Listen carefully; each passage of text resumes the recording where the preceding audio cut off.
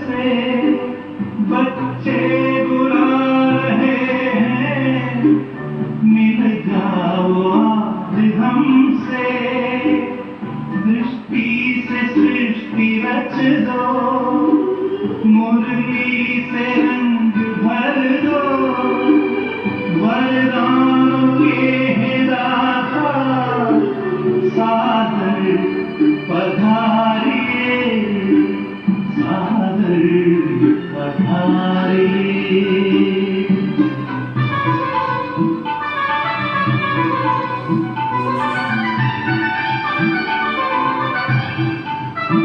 कोमल सी भावनाएं, निर्मल हृदय का कहना, संगम युग में बाबा, संग आपके ही रहना, धरती भी नगन गाती, अंबर भी गुनगुनाता, संसार सार गाता, सादर पधारिए, सादर पधारिए।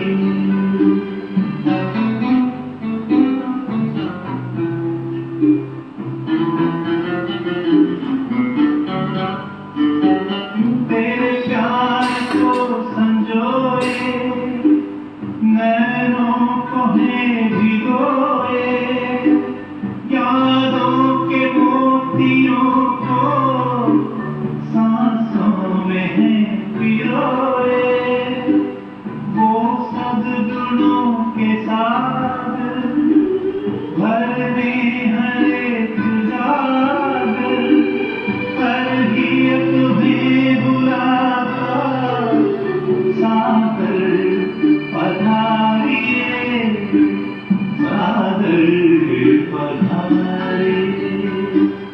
आनंद के प्रदाता, हे स्नेह शक्ति दाता, अव्यक्त बाप दादा, सादर पधारिए, सादर पधारिए, सादर पधारिए।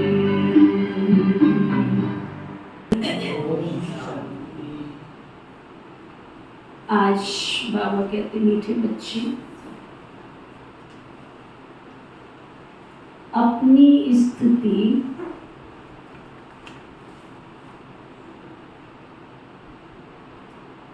साक्षी सदा हर्षित रखने के लिए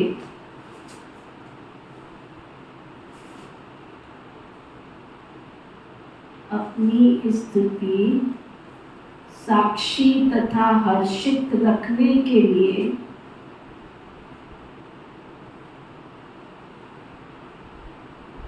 स्मृति में रहे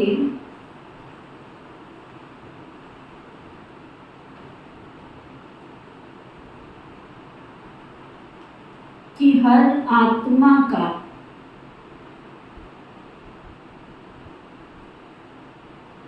अपना अपना पार्ट है।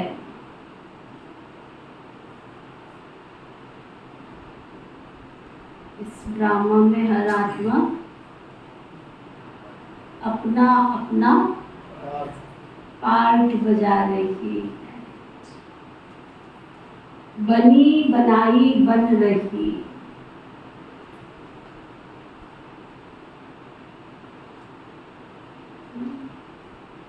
किसी के ऊपर बहुत मेहनत करते हैं, बहुत मेहनत करते हैं, सुधरता ही नहीं है, सुधरता ही नहीं है, सुधरता ही नहीं। फिर क्या कहना पड़ता? ड्रामा में इसका इतना ही पार्ट है, ऐसा ही पार्ट। भाभी टाले नहीं टले, बनी बनाई बन रही। तो फिर क्या करना पड़े? कोई क्वेश्चन मार्क नहीं, क्योंकि जहाँ क्वेश्चंस होते हैं वहाँ पर प्रसन्नता खत्म हो जाती है। या तो रहेंगे प्रश्न और या तो रहेंगी प्रसन्नता। दोनों में से एक ही रह सकते हैं। या तो प्रसन्नता रख लो अपने पास,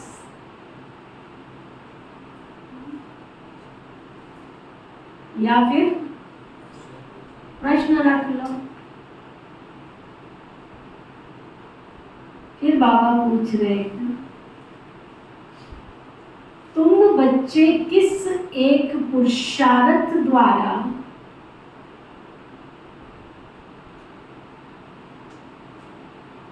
अपनी अवस्था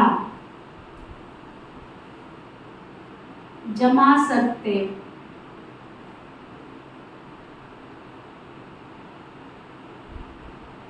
ऐसा क्या पुरुषार्थ करो जिससे आपकी अवस्था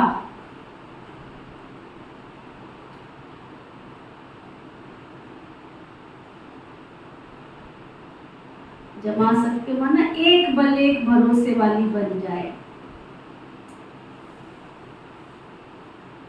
बाबा बता रहे हैं, माया के तूफानों को डोंट केयर करो,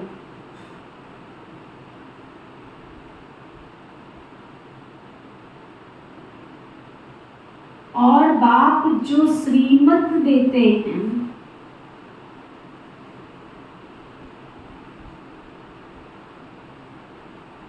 उसे कभी भी डोंट केयर मत करो।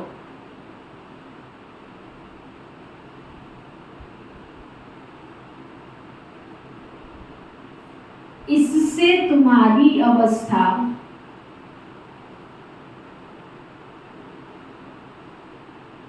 अचल अडोल हो जाएगी।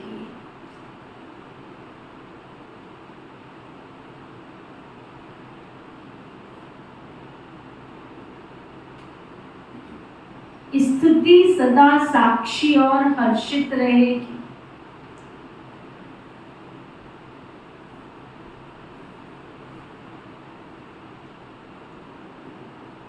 तुम्हारी अवस्था ऐसी होनी चाहिए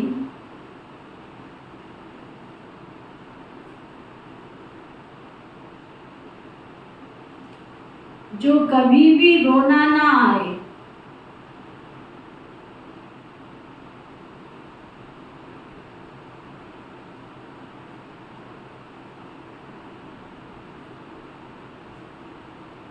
अम्मा मरे तो हलवा खाना,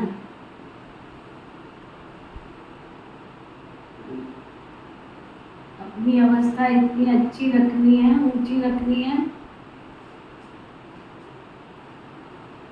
श्रेष्ठ रखनी है, महान रखनी है।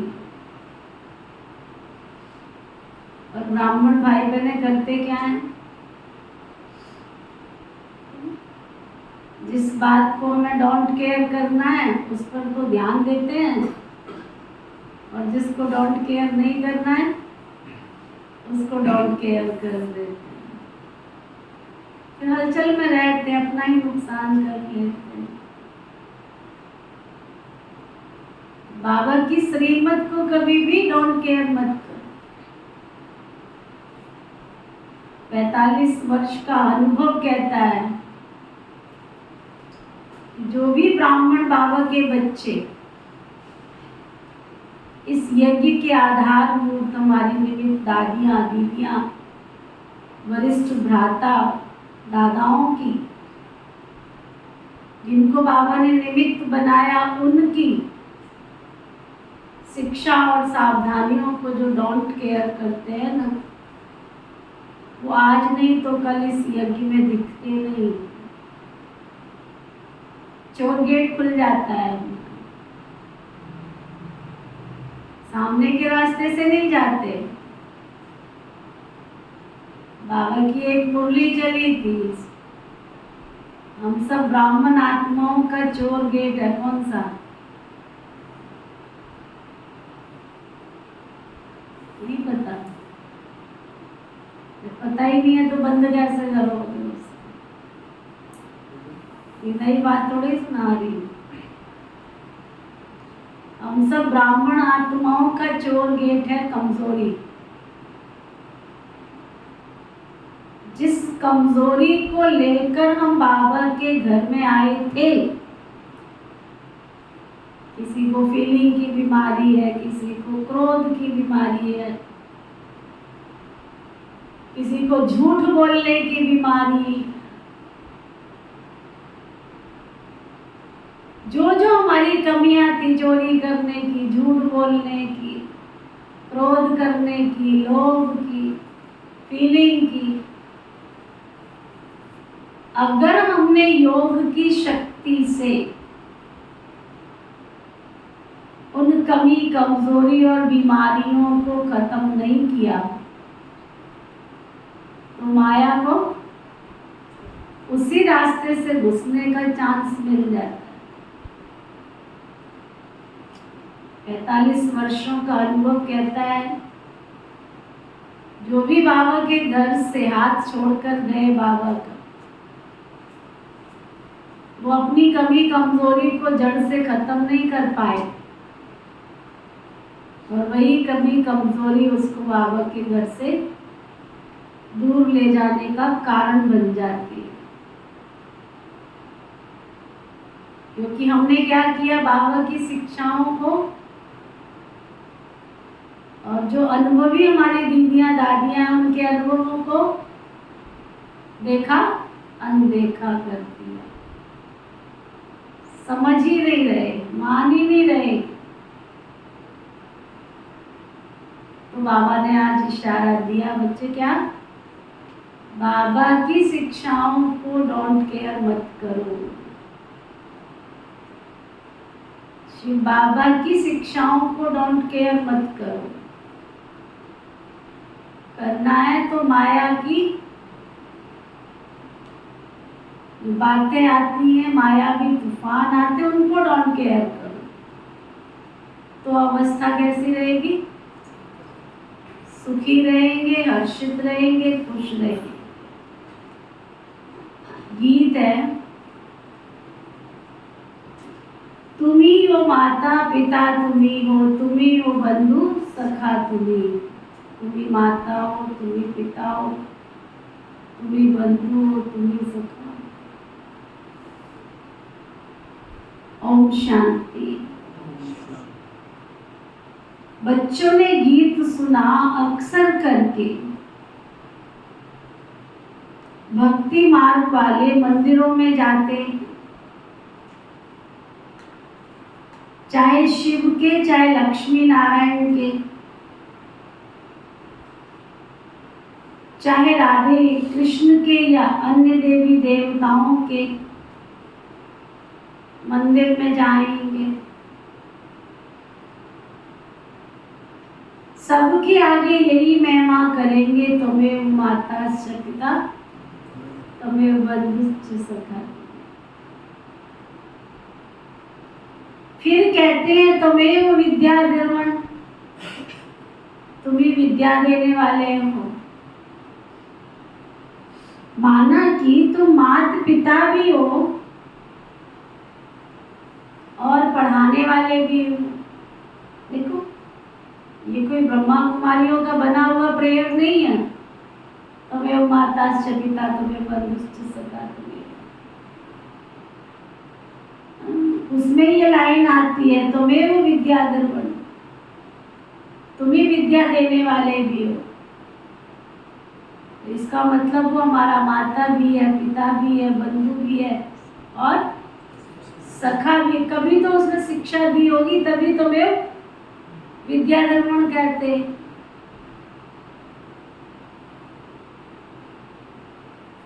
माना कि तुम माता पिता भी हो, पढ़ाने वाले भी हो। वास्तव में लक्ष्मी नारायण व राम सीता को तुम्हें माता च पिता नहीं कहे, क्योंकि उनको तो अपने बच्चे ही होंगे। वह ऐसी महिमा नहीं गाएंगे।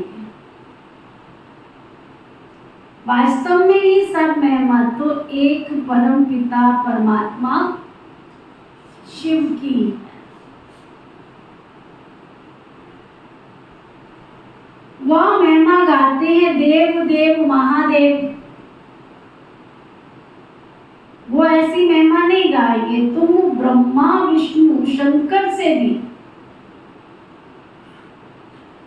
बाबा कहते हैं देवों के देव महादेव कहा जाता है, माना तुम ब्रह्मा विष्णु शंकर से भी शिव बाबा ऊंचा हुआ ना। भक्ति मार्ग में तो इन सब बातों का अर्थ कोई समझ न सके। अब आप कहते हैं तुमने भक्ति तो बहुत की, अब तुम मेरे को समझो, गौर करो कि सच क्या है झूठ क्या है। विचार करो, चिंतन करो, गौर करो कि सच क्या है झूठ क्या है। तुम अच्छे समझते हो बाबा के बारे में, देवताओं के बारे में, जो भी महिमा करते हैं वो सभी रॉन्ग।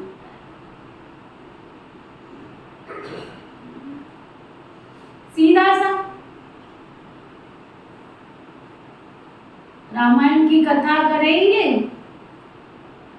कथा करने वाला ऐसा भावुक बना देंगे, ऐसा भावुक बना देंगे कि श्री रामचंद्र जी की सीता चोरी हो गई,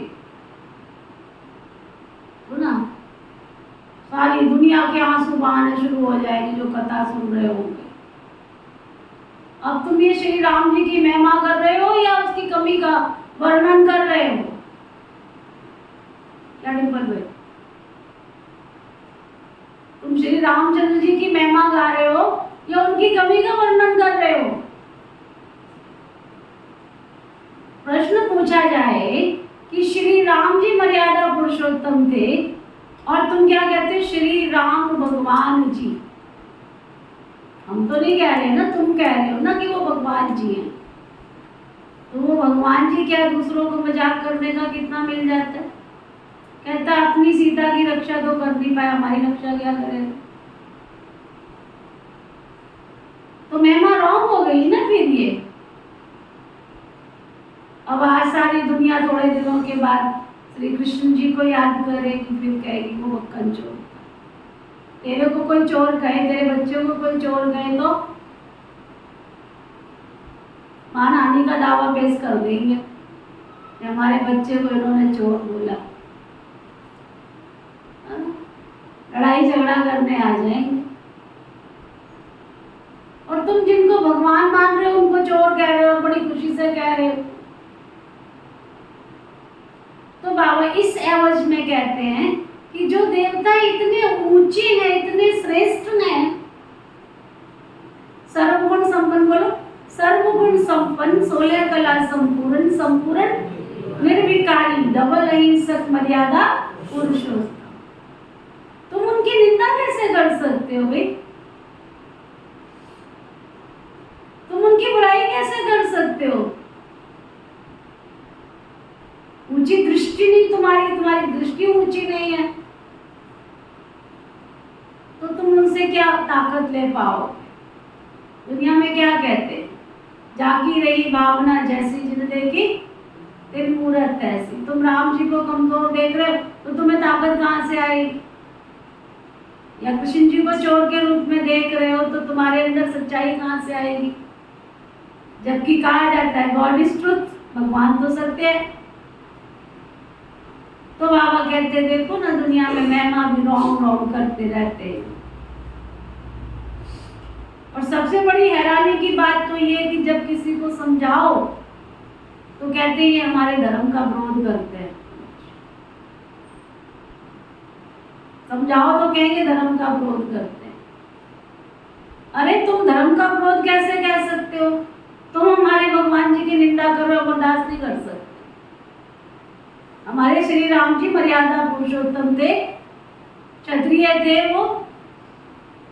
उन्होंने अपने सुख सुविधाओं का त्याग करके,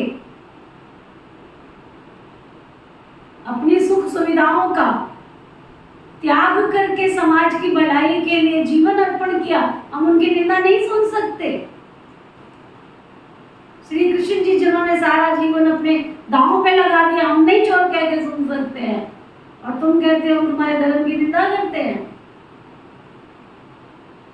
नहीं सुन सकते हम।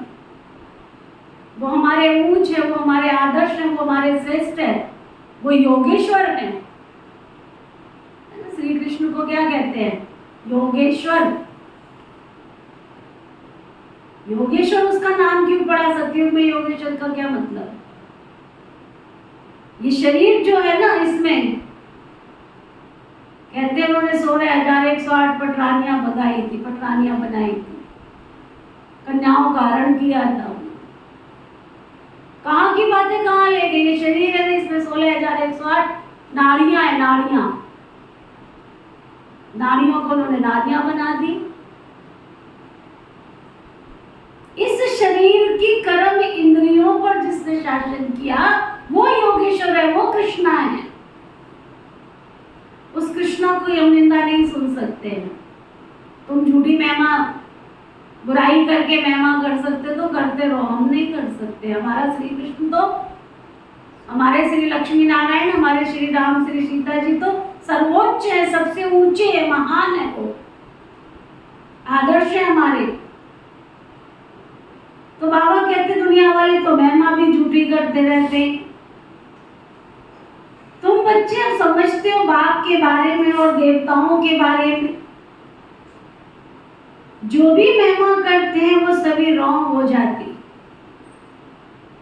अभी जो तुमको मैं समझाता हूं वही तो राइट।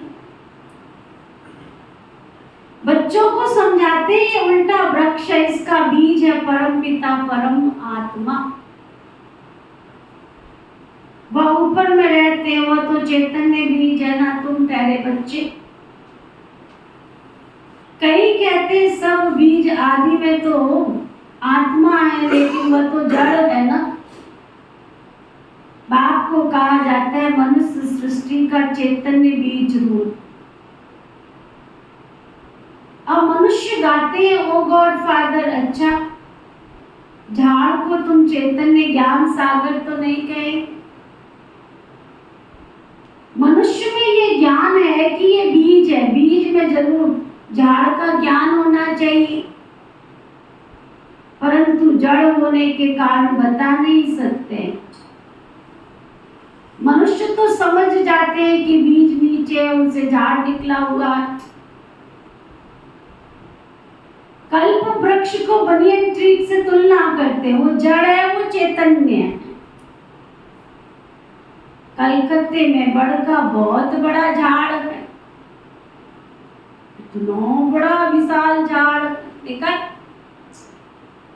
इतना बड़ा बेहद का विशाल झाड़,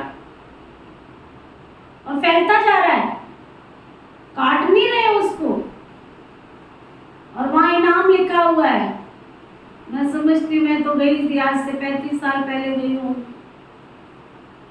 35 क्यों, घर में रहती थी तब गई थी।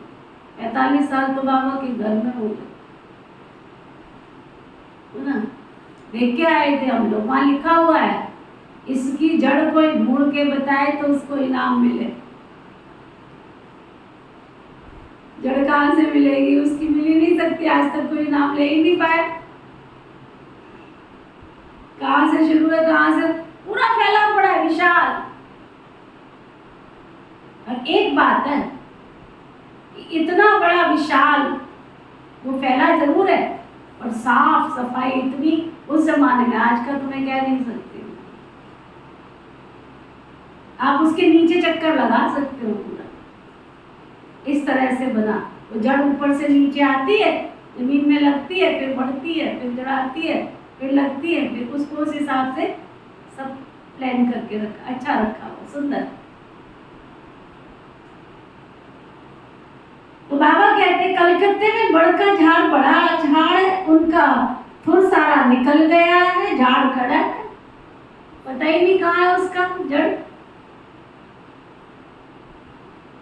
है बड़ी वंडरफुल चीज देखने की, फाउंडेशन है ही नहीं, वंडर है ना।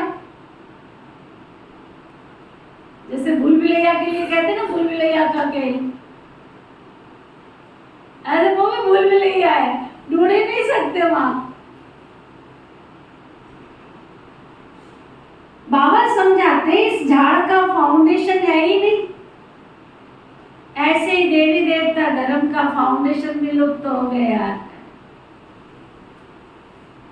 बाकी सारा झाड़ खड़ा है, कितने मठ पंथ है। ये है बेहद का झाड़। बेहद का बाप बैठ बच्चों को समझाते। बाबा लिखते भी है शिव बाबा का बर्थडे हीरे जैसा है, क्योंकि शिव बाबा ही कोड़ी से हीरे जैसा बनाते, स्वर्ग बनाते हैं ना। अभी तो भारत कितना कंगाल बन गया। मनुष्य हम सो हम कहते हैं, परंतु समझते नहीं हैं। हम आत्मा सो परमात्मा, परमात्मा सो आत्मा, गोल गोल घूम रहे हुए। इतनी बड़ी कथा सुनाएंगे 3 घंटे की, इतनी महिमा करेंगे, फिर उसकी निंदा करते। ये निदोरा सन्यासियों ने पिटवाया है। तुम अर्थ सहित सब कुछ जानते हो। हम सो ब्राह्मण बने, फिर हम सो देवता बनेंगे, फिर हम सो क्षत्रिय, वैश्य, शूद्र, फिर हम सो ब्राह्मण। आत्मा कहती है इन वर्णों में जाएंगे ना। हम शूद्र थे, अभी हम ब्राह्मण कुल में आए। परमपिता परमात्मा ही सबको रचने वाला। ब्रह्मा विष्णु शंकर देवताओं को भी रचने वाला तो वो है ना। अभी बाप बैठ बच्चों को कितना बहलाते,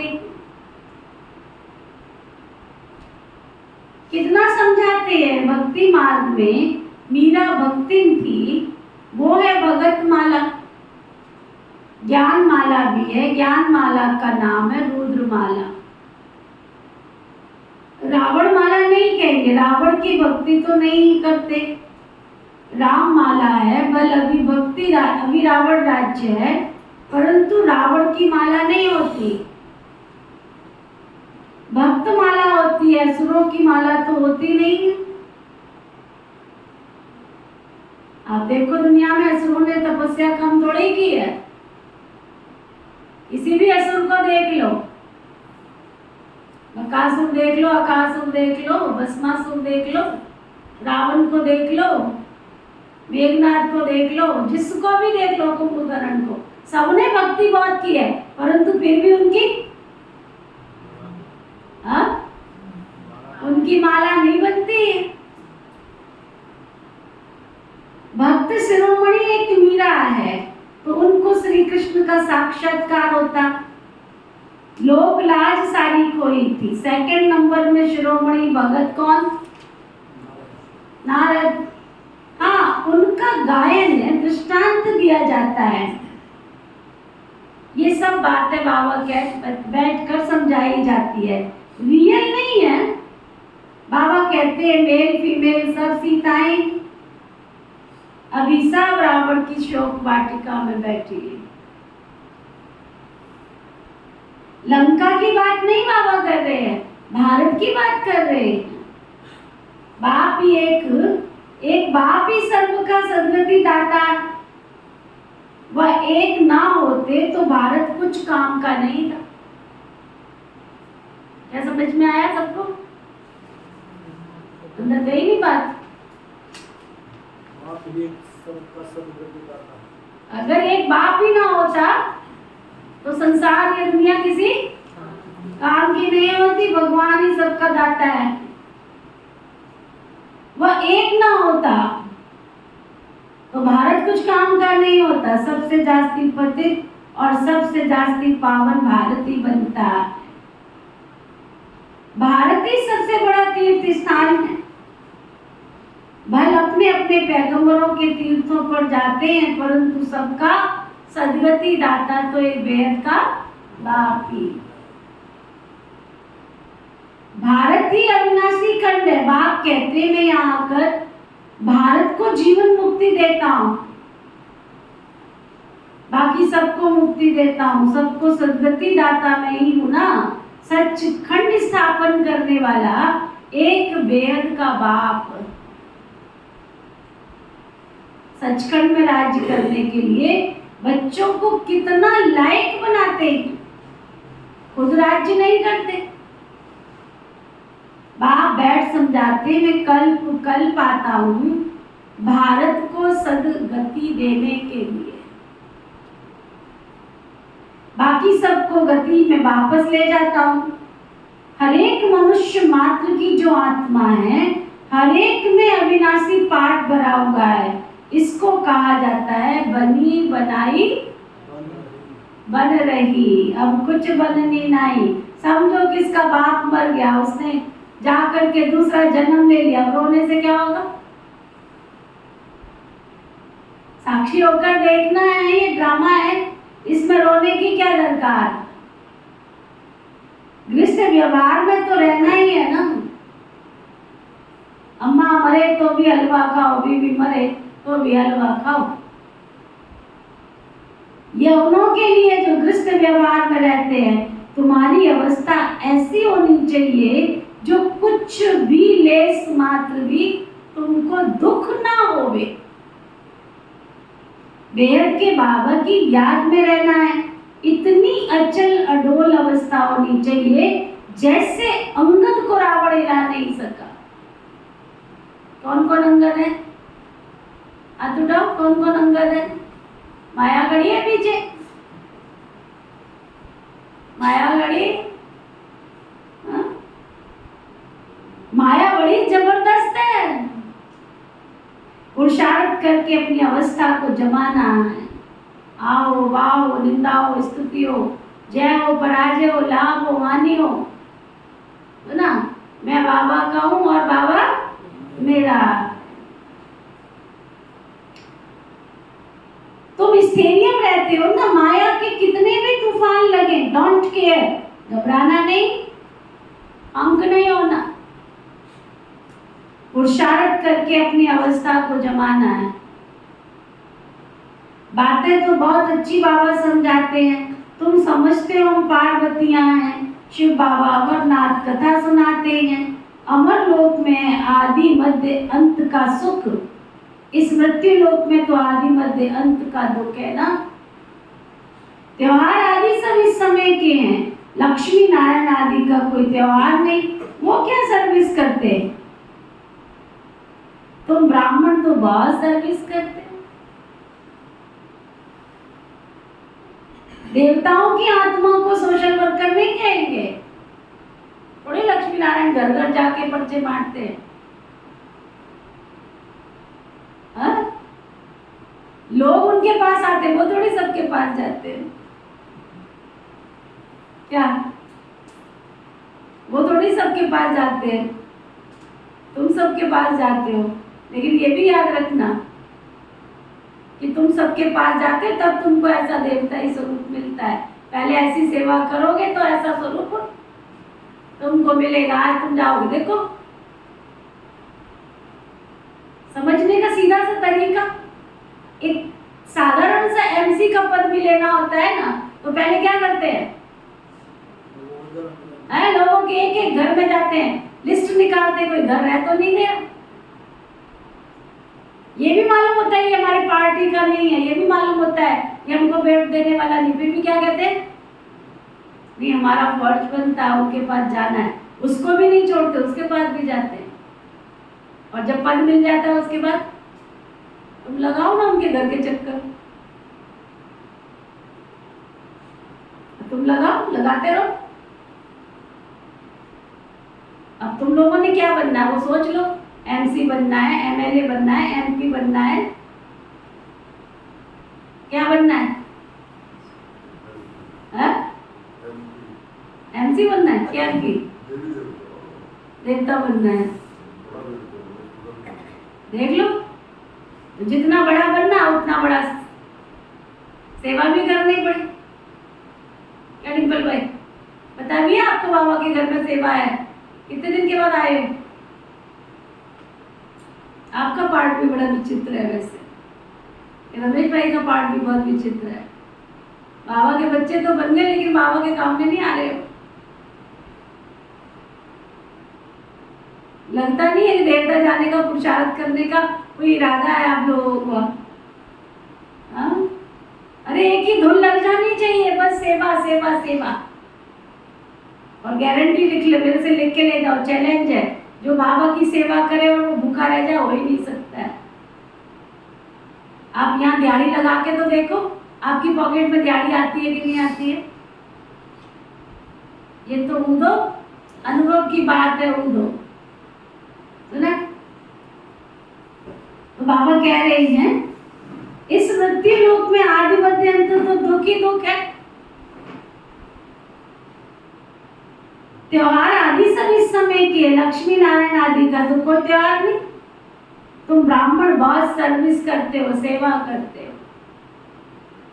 देवताओं की आत्मा को सोशल वर्कर नहीं कहेंगे, न जिस्मानी न रूहानी। तुम और रूहानी जिस्मानी डबल सोशल वर्कर। अच्छा, मनुष्यों को नष्टोमुआ बनने में मेहनत लगती है क्योंकि उनके पास कोई अहम ऑब्जेक्ट नहीं है ना। यहाँ तो तुमको बहुत प्राप्ति है, तो बहुत नष्टोमुआ होना चाहिए।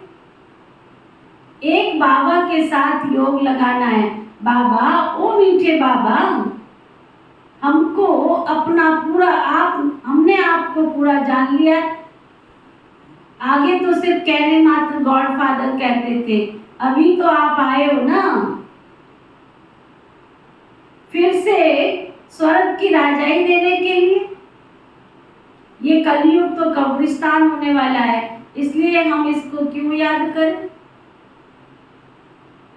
बाबा कहते हैं इस कब्रिस्तान में गृहस्थ व्यवहार में रहते मुझे याद कर। ये बहुत सहज है।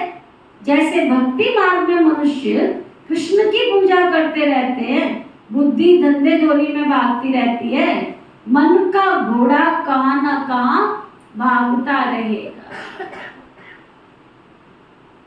तबाही के माफिक बाप कहते हैं शरीर निर्वाह करते बुद्धि का योग मेरे साथ लगाओ।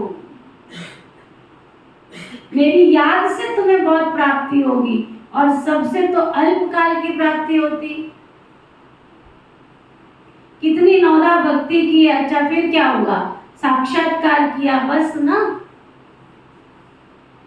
मुक्ति जीवन मुक्ति तो मिली नहीं। अब आप कहते हैं तुम 21 जन्मों के लिए विश्व के मालिक बनते हो। स्वर्ग में गर्भ भी महल होता है ना। कलयुग में तो गर्भ को जेल कहते, कालकोठरी कहते हैं। बाबा कहते सतयुग में तो गर्भ भी महल की तरह होता है। यहाँ तो गर्भ जेल है। लोग श्री कृष्ण जन्माष्टमी आदि कितना धूमधाम से मनाते हैं। तुम्हें सिर्फ मनाना नहीं है। जिसको सुनाई पड़ रहा है वो हाथ उठाओ। क्या कह रहा है बाबा?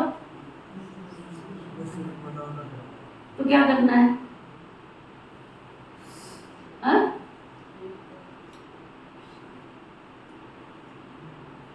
क्या कहा बाबा ने? जोर से तो बोल दो। तो क्या करना पड़े फिर? बाबा कह रहे हैं देखो मेरा काम तो बाबा करता रहता है, बाबा का काम है इसलिए वो अपना काम आप ही करता रहता है। कहता है तुम्हें सिर्फ जन्माष्टमी मनानी नहीं है, लेकिन सबको समझाना है कि श्री कृष्ण का जन्म कब हुआ। इसलिए वो भाई आ रहा गीतों द्वारा गीता ज्ञान, कौन सा ज्ञान कब दिया था। श्री कृष्ण अभी कहाँ पर है तुम जानते हो। अभी हम कृष्णपुरी का मालिक बनने के लिए तो पढ़ रहे हैं। बाबा के पास बैठे हैं, बाबा को हाथ जोड़े जाते हैं क्या? टीचर पढ़ाते हैं तो क्या हाथ जोड़ना होता है, महिमा करनी होती है क्या? टीचर से पढ़ना होता है। बच्चे कभी बाप को हाथ थोड़ी जोड़ेंगे, घड़ी घड़ी हाथ जोड़ते रहेंगे क्या? घर में हो, तुमको भाषना आती है, ये हमारा बाप भी है और पतित पावन भी है। इस समय 5 विकारों का ग्रहण लगने के कारण तुम बिल्कुल ही काले बन गए, एकदम पतित बन। 5 विकारों ने काला कर दिया है। सतयुग में तुम बहुत सुंदर गोरे थे, अभी श्याम हो। श्री कृष्ण सुंदर था, अभी श्याम है।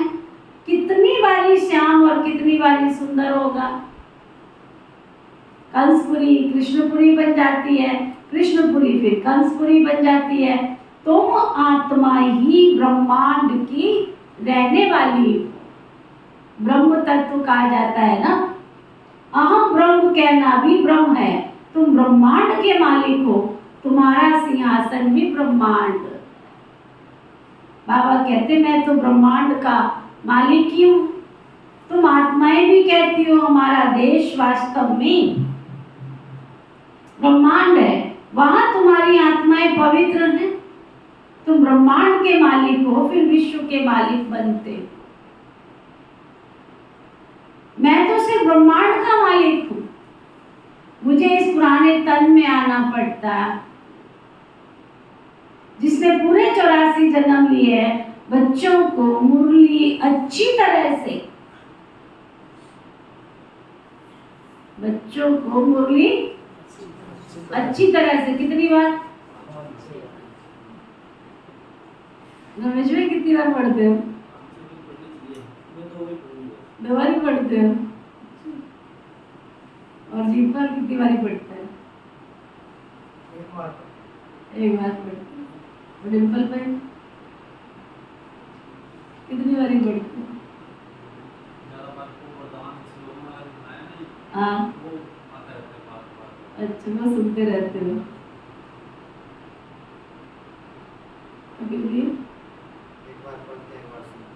एक बार पढ़ते 1 बार सुनते, फिर भी अच्छी रिपोर्ट है। और आपका क्या हाल है? बाबा कह रहे हैं बच्चों को मुरली अच्छी तरह से 5-6 बार पढ़ना, बस सुनना चाहिए, तभी तो बुद्धि में बैठेगी और खुशी का पारा भी चढ़े।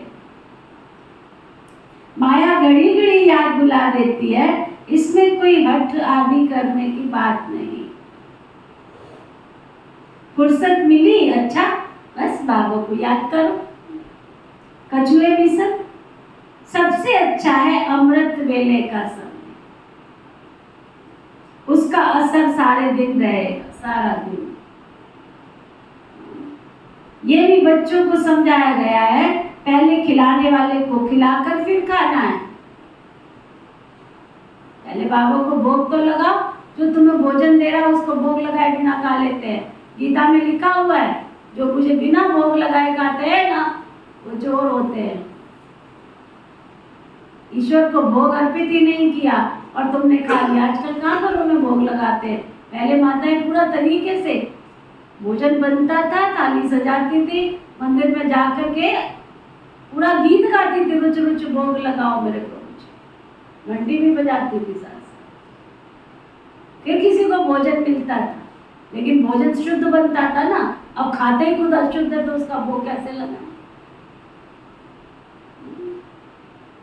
अब लहसुन प्याज का भोग तो भगवान को लगा नहीं सकते। पहले कहाँ घरों में लहसुन प्याज आता था? देसी घी के पकवान बनते थे, हलवा बना, चूरी बनी, है ना, घी मक्खन के साथ लोग रोटी खाते थे, ताजी घी मक्खन निकलता था, उसी का भोग लग जाता था। बाबा कहते श्री बाबा के यज्ञ से खाते हैं तो पहले उनको भोग तो लगाना पड़े ना। ये सूक्ष्म वतन में साक्षात्कार होते हैं, ये ड्रामा में नूद है। तुमको भी भोग लगाना है शिव बाबा को, वह तो निराकार है ना। गाया जाता है देवताओं के लिए कि उनको ब्रह्मा भोजन की आश थी, क्योंकि तुम ब्रह्मा भोजन खाकर ब्राह्मण से देवता बनते हो। सूक्ष्म वतन में देवताएं आते हैं, महफिल लगती है, ये सब खेल पाल है। इस ब्रह्मा भोजन के लिए गाया जाता है ना, देवता भी ब्रह्मा भोजन के लिए तरसते थे। ये ब्रह्मा भोजन है जब तुम शिव बाबा को भोग लगा करके खाते हो। अच्छा, मीठे मीठे सिकिलदे बच्चों प्रति माता पिता बाप दादा का याद प्यार और गुड मॉर्निंग। रूहानी बाप की रूहानी बच्चों को नमस्ते। हम सब रूहानी बच्चों की रूहानी बाप दादा को दिल व जान सिख व प्रेम से नमस्ते नमस्ते नमस्ते जी। धारणा के लिए मुख्य सार। बुद्धि में पूरी एम ऑब्जेक्ट रख, नष्टो मोहा बनना है।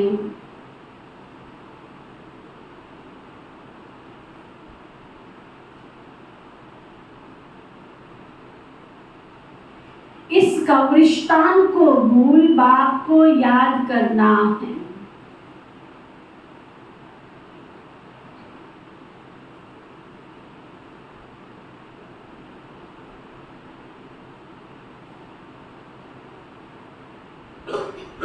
रूहानी जिस्मानी सेवा करनी है। रूहानी भी करनी है और ये नहीं है खाली जिस्मानी सेवा करते रहो। क्या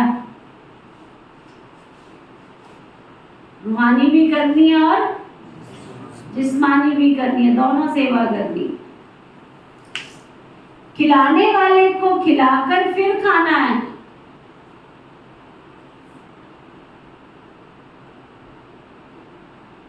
अमृत वेले का समय बहुत अच्छा है।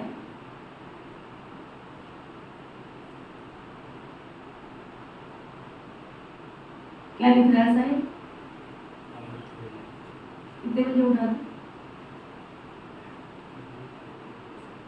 लिखने की बात थोड़ी है।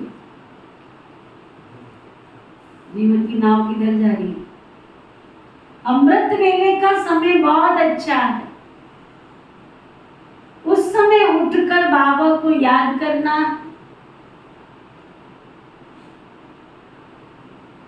मुरली कितनी बार पढ़नी?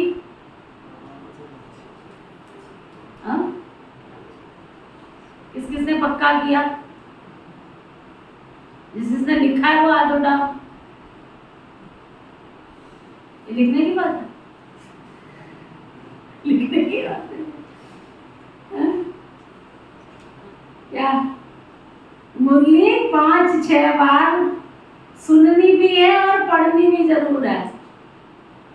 सुननी भी है और पढ़नी भी जरूर है। अच्छा, वरदान सतगुरु प्यारे बाबा का वरदान।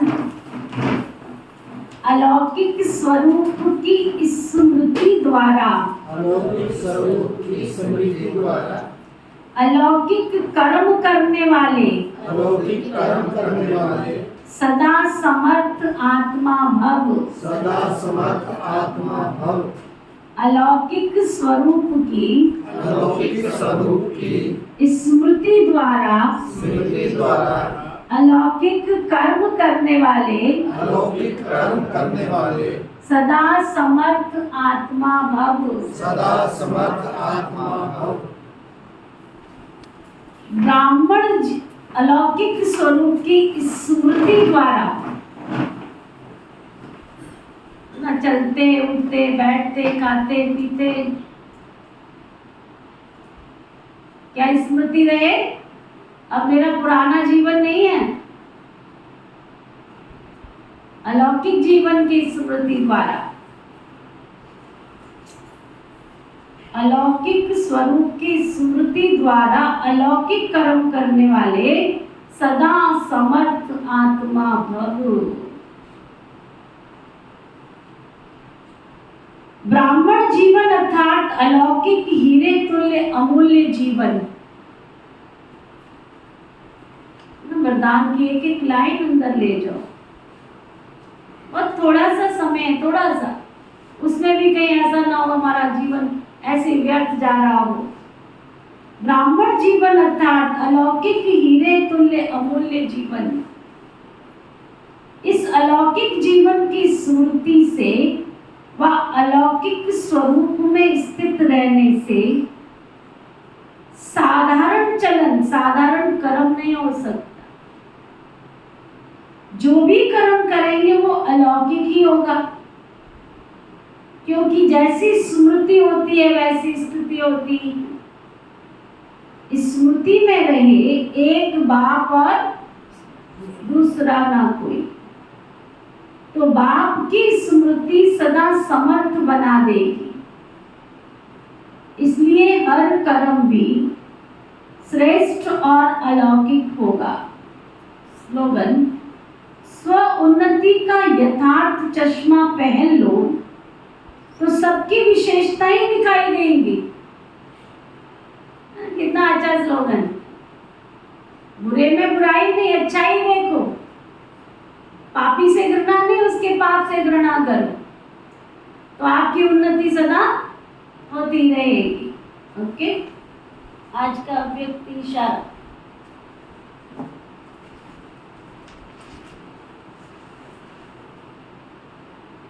तपस्वी मूर्त का अर्थ है तपस्या द्वारा शांति के शक्ति की किरणें चारों ओर फैलती हुई अनुभव में आए। तपस्वी मूर्त का अर्थ है तपस्या द्वारा शांति के शक्ति की किरणें चारों तरफ फैलती हुई अनुभव में आए। ये तपस्वी स्वरूप औरों को देने का स्वरूप है। महान तपस्वी आत्माएं ज्वाला रूप शक्तिशाली याद द्वारा प्राप्ति के किरणों की अनुभूति कराती है। ओम शांति।